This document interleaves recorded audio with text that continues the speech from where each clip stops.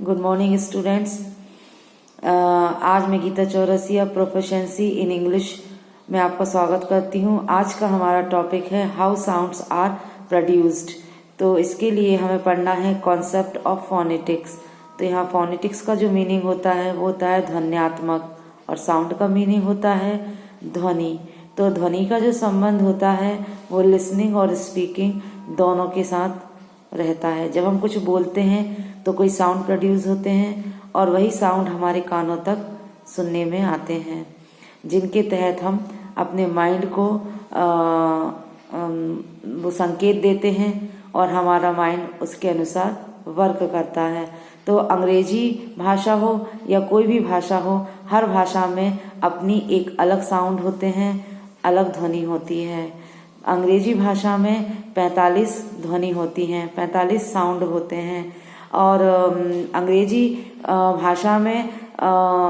भाषा की ध्वनि छात्रों को समझाने के लिए फोनेटिक्स का यूज़ किया जाता है।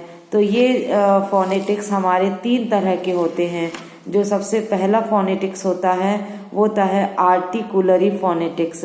आर्टिकुलरी फोनेटिक्स का मतलब होता है स्पष्ट रूप से स्वरों को पहचानना, स्वर ध्वनि का ज्ञान होना, स्पष्ट स्वर का ज्ञान होना। यह फोनेटिक्स, इस प्रकार के फोनेटिक्स हमें भाषण की ध्वनि से उत्पन्न होते हैं। Articulate phonetics that deal with the production of sound by the organ of speech. जब कोई बोलता है तब इस तरह के फोनेटिक्स क्रिएट होते हैं। सेकंड है अकॉस्टिक फोनेटिक्स, मतलब होता है ध्वन्यात्मक ध्वनि। यह ध्वनि तरंगों से उत्पन्न होती है। तरंगों से उत्पन्न होने का मतलब है कि जैसे हमसे कोई चीज छूटकर नीचे गिर गई तो उससे एक साउंड प्रोड्यूस होगा। इस तरह का जो साउंड प्रोड्यूस होता है उसे हम अकॉस्टिक फोनेटिक्स कहते हैं। अब थर्ड आता है ऑडिटरी फोनेटिक्स। ऑडिटरी फोनेटिक्स का मतलब होता है श्रवण ध्वन्यात्मक। इसके अंतर्गत बोलने की ध्वनि और सुनने की ध्वनि को समझा जाता है।